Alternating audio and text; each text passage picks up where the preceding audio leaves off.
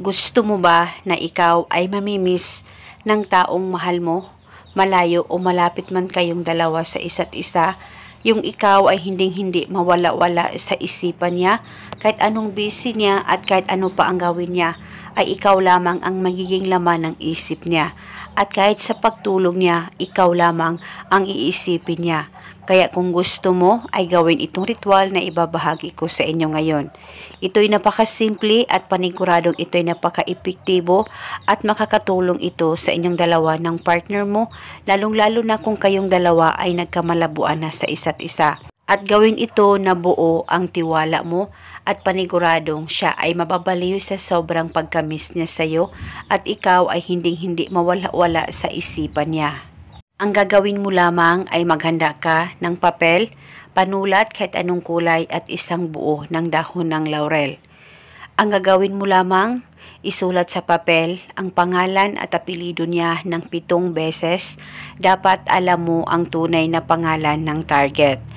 At pagkatapos, kunin mo ang dahon ng laurel, sulatan mo rin ito ng kanyang pangalan at apelyido ng 1 beses. At pagkatapos, bago ka matulog, ay ilagay itong dahon ng laurel at saka yung papel na sinulatan mo ng kanyang pangalan, ay ilagay ito sa loob ng punda ng unan mo. At nang malagay mo na ito, kunin mo muna ang unan mo, hawakan ito saglit, mag-focus at mag-concentrate ka, ipikit ang mga mata mo, pakaisipin mo ng mabuti ang target at ibulong mo ang mga salitang ito. Pangalan at apelyido, ikaw ay mababaliw sa sobrang pagkamis mo sa akin at ako ay hinding-hindi mawala-wala dyan sa isipan mo. Ibulong mo lamang ito ng 7 beses at pagkatapos pwede mo nang uunanan ang unan mo buong magdamag.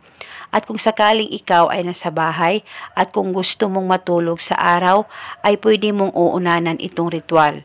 At kung sakaling hindi ito safe sa unan mo sa tuwing ikaw ay aalis, ay kunin mo itong ritual.